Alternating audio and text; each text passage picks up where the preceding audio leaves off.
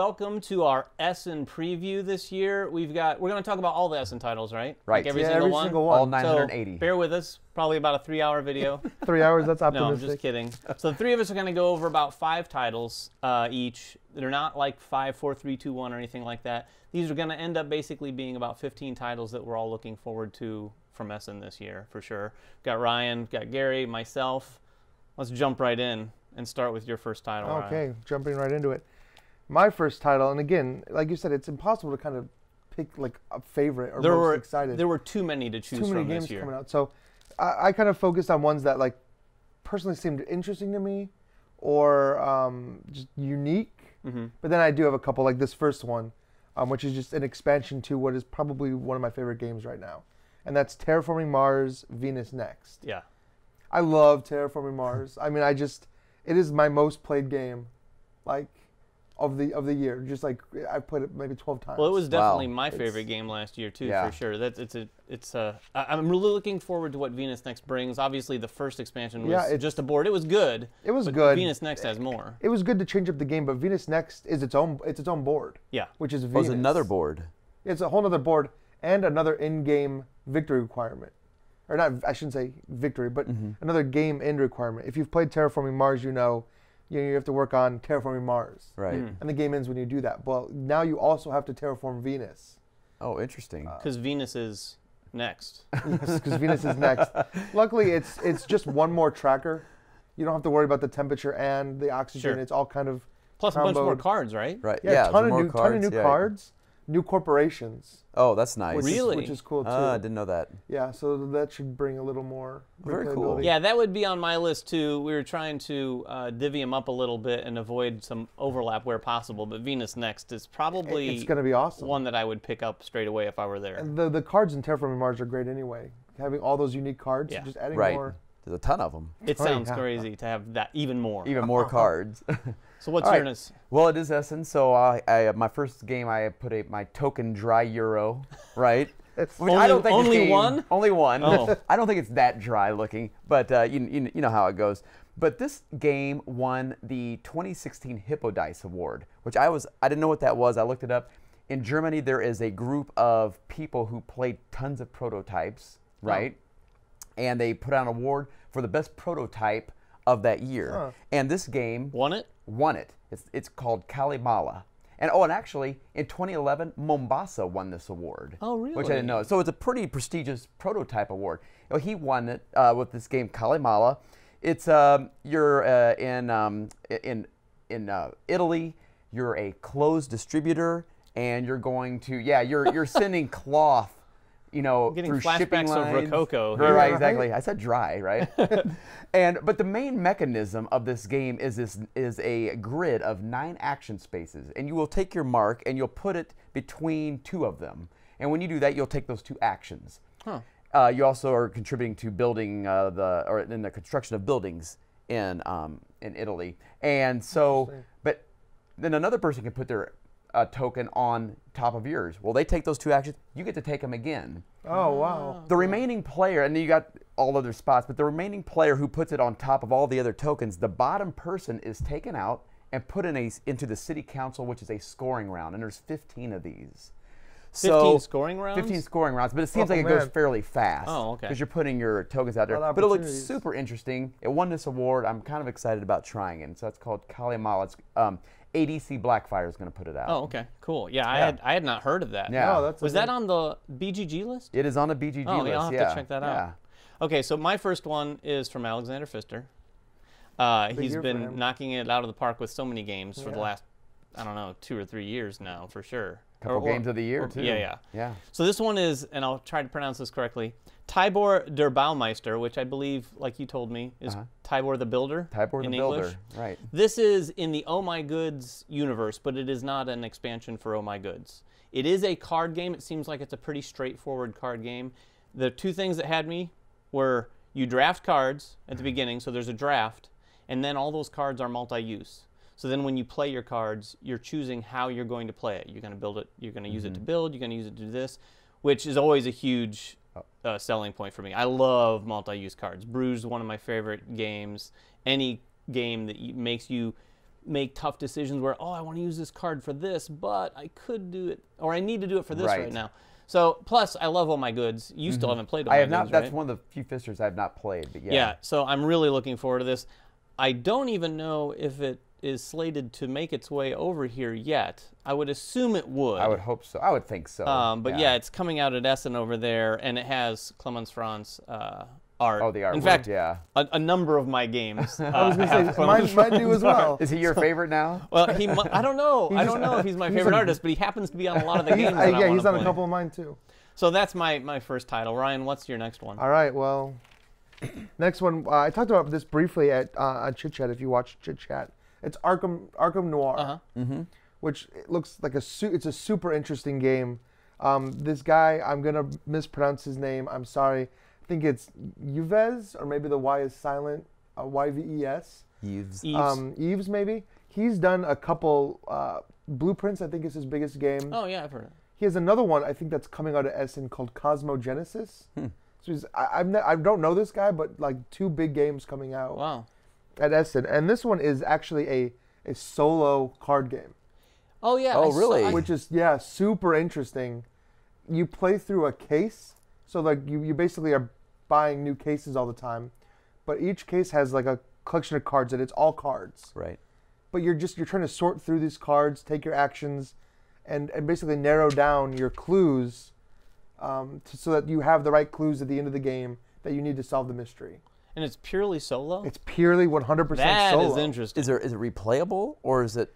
I think once you go it through sounds like it's replayable, just because just like any game like that. Right. It sounds like the cases are more of like objective based. Oh. Okay. So you right. might. It's not like Time Stories where once you've beaten it, You've beat it, right? It's more like, I don't know what a good. Have you heard the Onum, right? Yeah. Where you're basically trying to get the keys to the doors in that game. Well, this is, I don't want to say it's similar because it's mechanically nothing like it. But in the end of the game, you're trying to get like sets of different clues that you need to complete the objective. But, it's not going to be as fun to play them over and over because you're going to know what cards are coming. Yeah, I wonder if it'll lend itself maybe to additional content that comes out. I mean, there's already a couple. I think the first case is called The Witching Hour. And here, I know there's already a couple more cases planned to come out.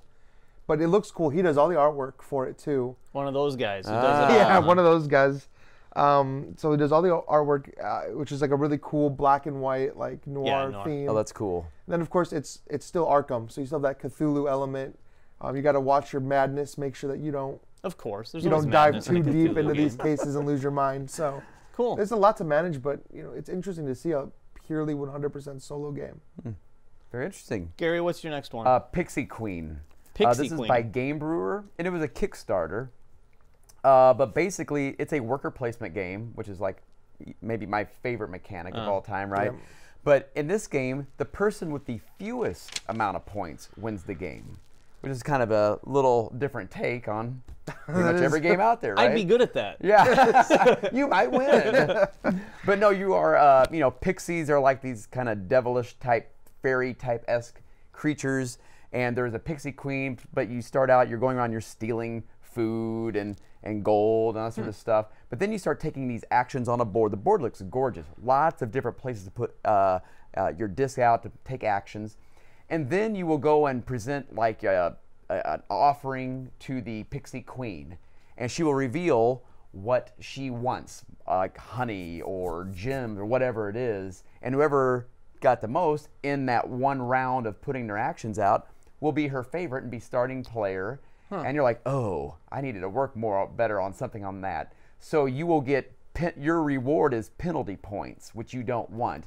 And if you do meet the queen's reward, you actually will go down in points or something like that. So you're rewarded. So you're constantly watching what other people are doing, so you don't follow in their footsteps. So that's interesting. Really kind of interesting. Great artwork too. I like the twist. I mean, it would be interesting to see if that's just a gimmick or if it thematically makes some sense where you're going in the reverse direction with points. Yeah. Cool. Yeah. My next one, we said, like Ryan said on Chit Chat, we talked a little bit about Essen, and we said that there was a lot of expansions. We weren't sure we were going to talk about any.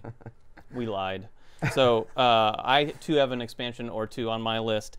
My next title is the expansion for Lorenzo. This one is called Houses of Renaissance. And So Lorenzo is one of our. I think all of us really like that game Yeah, I from loved last it. year.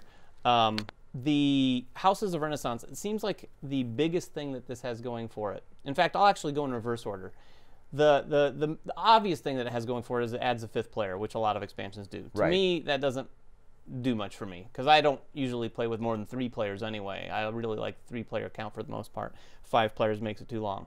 However, it also adds if you've played Lorenzo, it adds a 5th tower and a bunch more cards.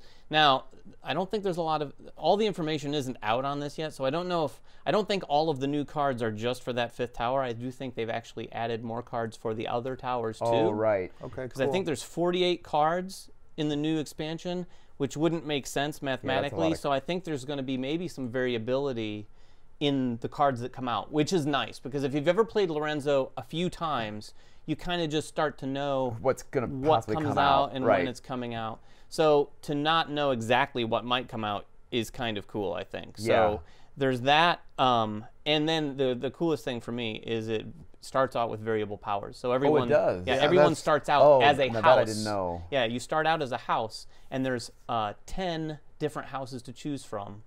This brings back flashes of Marco Polo to me. Yeah. Because there's so many more characters than there are players, but you choose from one of those. Yes. And everyone starts out with a variable power that lets you do something a little bit differently.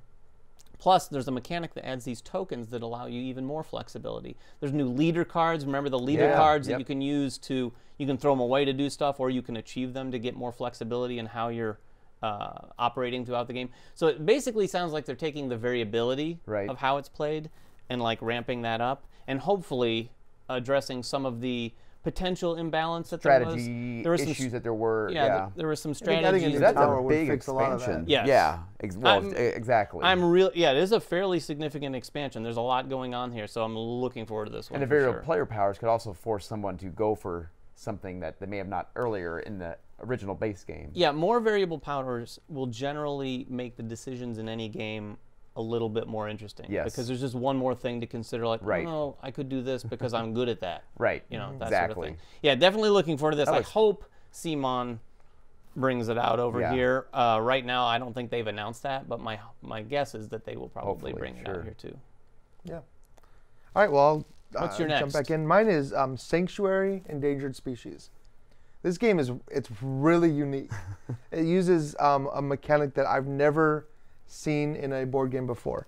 But first of all, you know, it's basically what it sounds like. You're creating a sanctuary for endangered species. It is a worker placement game. You're collecting resources to upgrade your park, to bring in more animals, and score points. But every round, the worker placement spots change. You have a stack of cards for each round, and you lay them out in a line. And what's cool about it, what's really unique about this, is when you put your worker down, then, you know, Gary will put his worker down, David put his worker down, and then when you do your actions, you get your action and the side actions on every card in an uninterrupted row between your Meeple and the next Meeple, Oh, wow. which is really interesting. Yeah. So it's not necessarily about, you know, which main action do I want. It's also about where can I put my Meeple to get the most sub actions. So if you take a Interesting. really great main action, but then somebody puts a Meeple on either side of you, you don't get that secondary Sure. utility Right. of all of these other. It looks really actions. neat laid out on the table Yeah, when it's you like see a kind of picture of lays this. out in a U shape. Yeah. And you that's- go down the line, and until you hit the next Meeple, you can take as many of the sub actions on those cards as you want. It's an See, I like interesting new theme. new little mechanics like that take something like worker placement and add this whole other layer of like, ooh, Right. now I can place here, which isn't my best possible placement, but it's going to screw your decisions over a little Right. bit more. More so than just blocking that one spot. Right, because that's the decision you have to make. It seems like, you know, you might really want to take this action on the other end, Yeah. but if you do that, you might be giving one player a ton of actions to choose from, right? Oh, that's crazy. So it's really interesting. Yeah, I'm really hoping this game is good. It's It looks easily it on one of looks my really lists. good. The box is maybe the nicest box. It's really cool, like a little minimal. Well, you know, I have Yeah. to look this thing looking up. I haven't box. looked It's that one up really either. cool looking. Yeah, it looks cool. I've only seen prototype components. Yeah. But they still look good. So I imagine the excited final about version this is going to one. look pretty cool. What's your next title, Gary? My next title is Santa Maria. I've heard of this one for sure. Yes, and you know, speaking of kind of new mechanics we're seeing, it also uses that Tetris-like shapes, you know, Puzzly puzzly aspect. kind of aspect to it. But yeah, it's got dice rolling, the tile placing, which is a Tetris-like pieces. It's got variable player powers. But basically, you are, I assume you're like Christopher Columbus or somebody on the Santa Maria. But you've come over, you're establishing, developing your colony. You can create shipping routes, send out conquistadors, you know, build up your religions and all that sort of stuff. But yeah, you're using this Tetris-like aspect of the game to build up that colony. It looks really neat. It seems like it's a little bit meatier than some of the other Tetris-y type games we've been seeing, which have been great, like Barren Park and Cottage Garden and Patchwork. But they're pretty base and easy to teach. Seems like some of these games are getting now more heavier because, well, the Gloomhaven, founders of Gloomhaven, is going to be using, you know, the Tetris-like pieces. So you're starting to see a lot of meatier games using this technique, but this game looks really interesting. Yeah, that whole puzzly aspect, I'm really enjoying that being injected into a lot of more board games. Like last year with Feast for Odin was an obvious, where it was like a super heavy game with a massive puzzle aspect of how you're building that out. Not to mention his, you know, smaller titles like Cottage Garden and Patchwork, obviously. And I've got one that's kind of that way too, but yeah, very cool. Yeah. So my next title, and this one isn't the puzzly one, is, and I will probably not pronounce this correct, this is the next one from Uwe Rosenberg. It is Nusfjord. Nusfjord. The crazy thing about this one, it's not about farming. I know, right? What's up with that? It's about fishing. Is he okay? Is Uwe okay? Is he sick? I really dig the idea that it's a new, a distinctly different type of theme like that for him. And it got me thinking about fishing games in general. We played Coldwater Crown earlier this year. Totally different type of fishing, but a great fishing game. Can you guys think of any other fishing games? I know there's another one, Isaribi came out, that was a fishing-based game, but there's not a lot of fishing games. Coldwater Crown was the first I ever played, and that actually put me off to Coldwater Crown for a little bit. Was Same like here.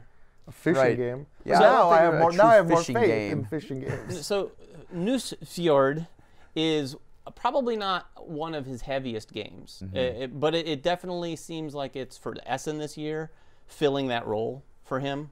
It's not Feast for Odin, but it's definitely a complicated, a more medium weight to heavyweight Euro game, worker placement.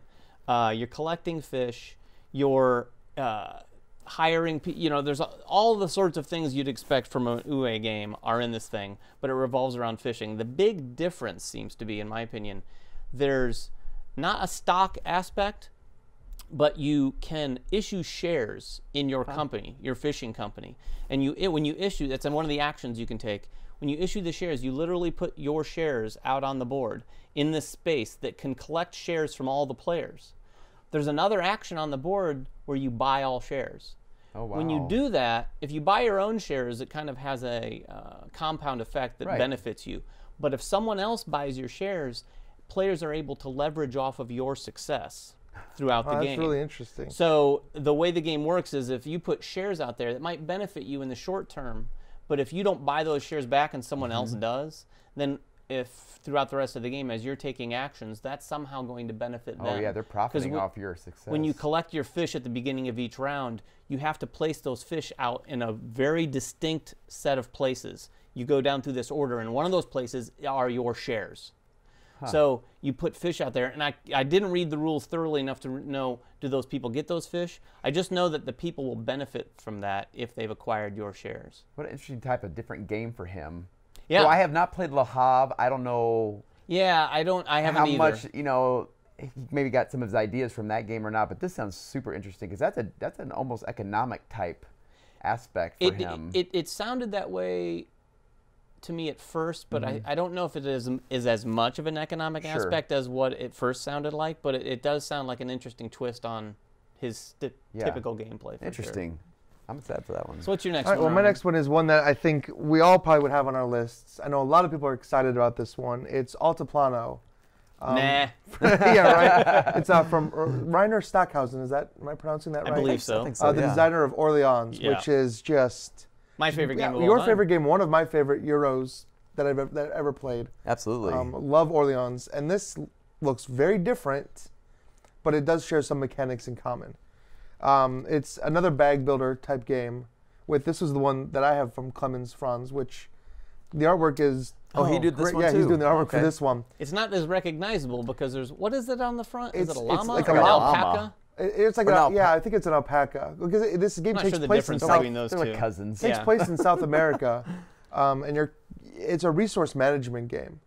But from everything I hear, and there's no rule book out yet or anything. No. Yeah, they're kind of keeping it under the wraps. They are kind of keeping it under the wraps, but from what I've gathered from interviews with him and from hearing other people talk about it, it is a very tight economy. Oh, really? Like resources are scarce, and like you really have to work hard and just kind of focus on resources because you're bringing them back, and you have to fill your I don't know if it's your farm or Your alpaca. you have to fill your rows Well, there's with all these sorts of- resources. yeah, There's a there's- lot of stuff going on. There's all sorts of little. I've just looked at pictures of the components. Like you said, there's no rule book, and their components look like there's all these different potential player boards to have in front of you, and they've got little spaces for Yep. discs, just like Orleans, and you're collecting these things and putting them on there. I don't know how the game works, but I just remember how fun it was playing Orleans, pulling those. I Yeah, had they're the really. deluxe I'm version. surprised they haven't released the rules or anything. Yeah. Yeah. Of course, the one Maybe thing this is this won't be deluxeified. Which, yeah, you no, know, if you have the deluxe version of Orleans with everything's wood, Yeah. and you put your bag in or your hand in your bag, and there's lots of the wood pieces. Yeah, the real chunky This stuff. is just going to be the thin cardboard. But this Who game knows? looks Who knows? Maybe it'll awesome. come over here and get deluxe. Yeah, yeah. Yeah, I'm not sure what the release is besides Essen, but yeah, you never know. But yeah, it looks. I'm sure it'll it get looks- over here. It's going to be good. Yeah, it's going to be great. It's definitely one that whoever brings games back from Essen, I want to play this game for sure. Hopefully at one of the cons before the end of the year. What's your next one, Gary? My next one is, this is a game I heard about from some people that I know went to the Gathering, which is that convention earlier in the year. I think it's up in Buffalo area. Oh yeah. But someone played this game called the Rajas of the Ganges, and everybody that played it was just raving about it. And it's dice rolling, it's more worker placement, and you're taking the role of a Raja or a Rani in like 16th century India, I believe it is, and you're just building up your estate. It's basically what it is. There's also ways to mitigate your dice by using karma. However, that's included into the game. So your dice are your workers. So that's where you're going out and using to help build up your estate. That's about all I know of it. So the artwork looks really, really nice. But everybody that I talked to at this gathering played it, said they just really enjoyed it. Maybe one of their favorite games that they got to play there. There's a lot going on. There does seem like a lot going on, which makes it even more And interesting. it has. Who's putting this one out? This is Hutch and R&R Games. R&R, that's what I Yeah. thought. Yeah. It has this mechanic that I'm seeing a lot more, where progress of the game is being tracked by the boats moving down the river. Yes. Which I'd never really seen that before, and now I've played like maybe 4 or 5 games now where the boat's just moving down the river. Like Agra. Like Agra, and there's the Egyptian one. Osiris. Yeah, Osiris, Journey to Osiris. Yeah, It's a great absolutely. game. Which also great. It's just it's a cool idea. Yeah. Well, speaking of boats moving down a river, my next title is Riverboat. That's right. Thank you for the segue. We didn't Not plan that not at all. planned at all. We promise. No, but my next one is Riverboat. This is from Michael Kiesling. As Gary knows, and you too, we've kind of become new Kiesling fans. Right. Kiesling and Kramer. This one is from just Kiesling. This thing, I don't even know how to describe this, but the rules are out for this thing, and I started to read through them last night. It's just deliciously Euro. It's got all sorts of different things going on. You are farmers along sort of the northern Mississippi, and the riverboats are along. They're going to New Orleans. You're going to try to get your goods off your farm onto the riverboats. The riverboats going down to New Orleans. You're selling your goods. That's the theme. But the mechanics have all sorts of different things going on. But the key thing here is there are these phase tiles, which there's 5 phase tiles that represent the different phases of each round. And you lay those out at the beginning of the round, and then starting with the start player, you're kind of drafting those tiles. So say if you're the start player, you're like, oh, I'm going to take phase 2. And then you do that around the table, no matter the player count, you do that around the table until all the tiles are gone. So some people are going to have more than one tile. The cool thing is, then you just go through those phases in order, 1 through 5. So if you took the phase 1 tile, you get a bonus though. Oh. So the player who takes the tile for the phase gets a little bonus during that phase. So you get a little advantage during that phase. You also, then everyone basically does the same action on that phase. And the phases, I'm not going to remember all the phases, but you're basically cultivating your farmland. And you have this is another sort of puzzly aspect thing. There's this sort of, I think it's hex-based farmland in front of you. You're cultivating that by putting these workers that you have out into these spaces. And the way that's done is you pull these 8 cards off of a deck, flip them over one at a time, and they represent the different types of land that you have, because you're going to have like rich soil and like other types of fields. I think there's maybe 3 or 4 different colors. And everyone gets to place a worker on that color. Oh, wow. If you don't have that color available, then you're allowed to put it on any color. So you can kind of build, the scoring will depend a lot on how you piece that puzzle together. The next phase, you're actually planting on those spots where you have people. And then the next phase, you're taking that off. There's wow. The coolest thing about, there's a lot going on. Like, I'm doing a horrible job of explaining it right now. But one of the other cool aspects are you each have, I can't remember if they're called agents, but each player has 2 agents. And during the scoring round, when you're scoring, you can only score what you put your agent on. Oh. So there's all sorts of different scoring. You could place your agent on your farmland with a well, and that will score all of a certain type of crop around the well. But if I do that, then I have 1 fewer agent. There's also these tiles that you can collect that you can score that are basically just like score 2 points for every this type of crop you have. Right. And you can collect those during another phase. So there's even a part where you collect the steamboats, and some of the steamboats have rewards like now you have an extra agent for the rest of the game. So you're able to score more. Oh, wow. During the scoring phase, you'll have 3 agents and I'll only have 2. So I love that aspect. Like I said, there's so much going on. I could like poorly go on and on and on about the disparate elements of this game, but this has quickly become probably my #1 game that I'm looking forward to out of it. Well, it sounds awesome. As you know, we've been playing more Kiesling and Kramer. The one thing you're going to find out with those guys, if you've never played them, they're balanced. They are good. They are well thought out games. It seems like there's a lot going on there. I mean, I got to have complete faith that he knows exactly what he's doing. I mean, they have like 3 games coming out. I know Kiesling has another one called Heaven and Ale, which everybody's raving about. And then, of course, Kramer and Kiesling have another one coming out about, I forget the name of it, but it has to do with like spaceships and stuff. Well, they're always great games. Yeah, they're also, not that they're doing any work on this, but they're doing a sort of an updated version of Tikal as well. Oh, wow. That's like one of their all-time classics. Yeah, this game, I'm right there with you. As I read through the rule book, or the amount of it that I did, I thought, normally I'd think, well, this is ambitious. There's a lot going on. I'd be a little maybe skeptical. But because it was Kiesling, I was like, oh my gosh, this is going to be amazing. So yeah, Riverboat's that. He's had a lot. He even had a Zool. Wasn't he? Yep. Wow, he's had a lot. It's a good year for him. He's been busy. He's been really busy. He's trying to give Eric Lang a run for his money. Yeah, I guess so.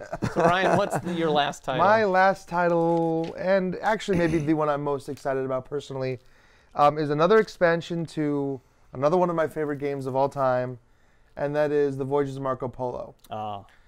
This expansion, not a lot of information is out about it yet. I've seen pictures and people have been talking about it. It's called Agents of Venice, and it adds another sideboard that's Venice. So while Marco Polo is out, or whichever character you're playing is out exploring the Silk Road, you have your agents back in Venice who are able to take new actions for you and kind of manipulate things to help your, help you out on the main board. Right. So it also does add a 5th player. So it does that as well. It's like the checkbox. We need a 3-hour Marco Polo game. Right? So even if you don't, I have to say, Marco. And sorry to interrupt, but Marco Polo, it's a pretty quick. It goes pretty fast. It goes fast because your turns are pretty quick. Yeah, your turns are quick. Yeah. So yeah, it adds 5th player. It adds a bunch of new characters too. Really, that's crazy. Yeah. I can't believe that they're doing that because so the game already has so many. Do you think it's the promos they used to have?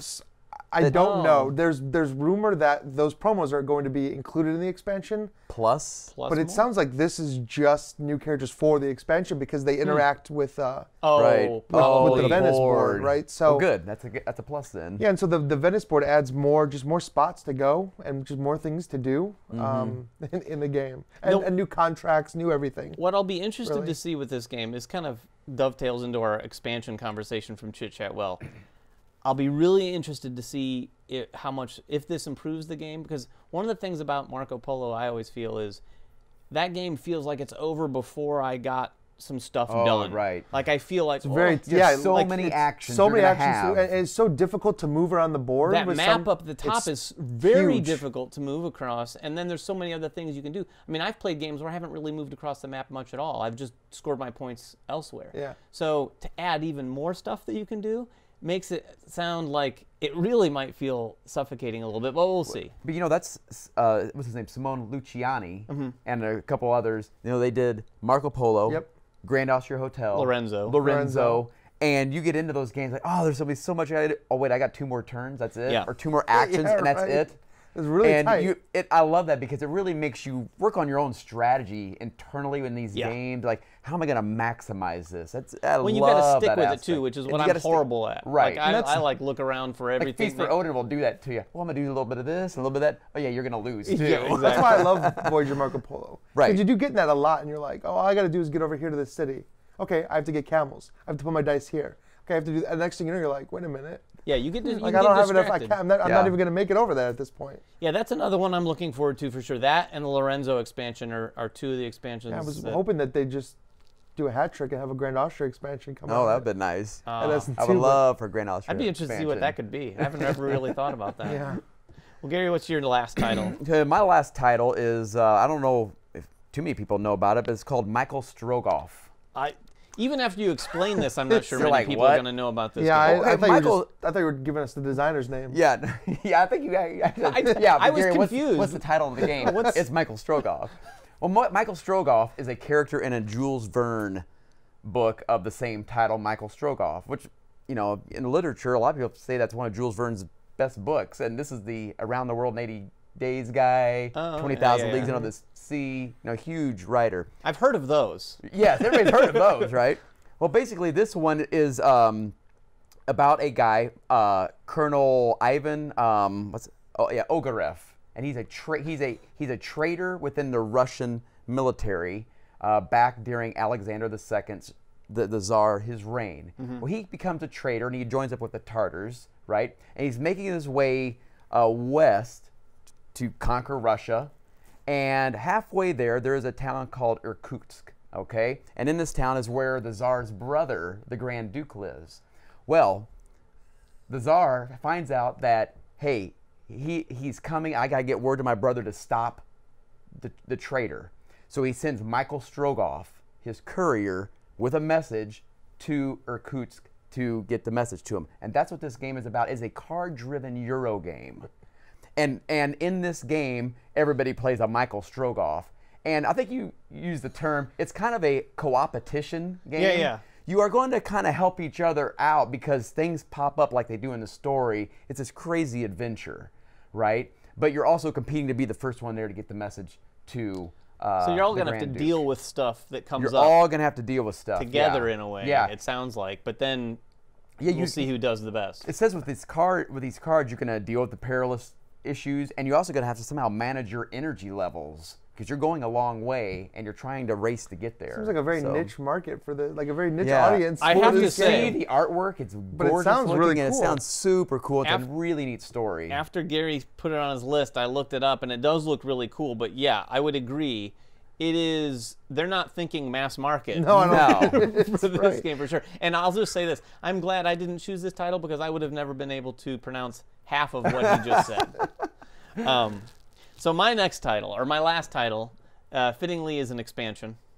But this one is it's another Fister. Can anyone guess? Isle of Skye? It is. Yes! So Isle of Skye is getting an expansion, and I chose this one. And it's probably not it's not the one I'm looking most forward to, but this expansion to me seems like a no-brainer because Isle of Skye is it's a really, really good game. Obviously, it won the Spiel, 2 years ago? 2 years ago, I last year? think, yeah. But the game it's a great introductory game. Everyone I've ever introduced it to loves it. But it is probably on the lighter side. Like once you've played it, it's pretty straightforward. It doesn't have a lot of layers to it. Aside from the variable scoring, it really is mostly the same experience. So I'm very interested to see what they're doing here. And as best as I can gather from the information that's out there, everyone has a pretty sizable player board in front of them now too. And it's kind of like, not a tech tree, but a progression. There's these 3 different rows that you can progress on. And to do that, there's this other variable where everyone has a journeyman piece that's going to be out on your kingdom, or the domain that you're building. And you're going to end up moving that piece. I think the base movement is like 2 spaces, and that's via roads. So you're also going to be able to, I think, build more roads, but what the cool thing is this brings a whole nother layer of decision making as when you're building your town. So roads that you may have only considered for the barrels that are connected to them in the original game are going to play a much different role now, because you're going to move this journeyman because he has to collect resources throughout your kingdom, and then you can use those resources to fulfill things on the progression chart. And the progression chart sounds, for the most part, like there's one that gives you points straight up. There's one that's more money focused, so that you can build up more funds. And then the other one, I can't remember what it does, but basically these give you kind of powers, variable powers, to allow you to do things maybe a little bit better than other players and things like that. So it's making it a little gamier. Definitely makes it a little, quite a bit gamier, I think. I'm going to trust Fister until he fails me. Absolutely. He hasn't had a miss yet. So. He really hasn't. Like, I've not, just to talk a little bit more general about ESSEN and expansions, there's never been an ESSEN in the last few years where I felt like I wanted for sure a handful of like this. There's maybe 1 or 2 in the past.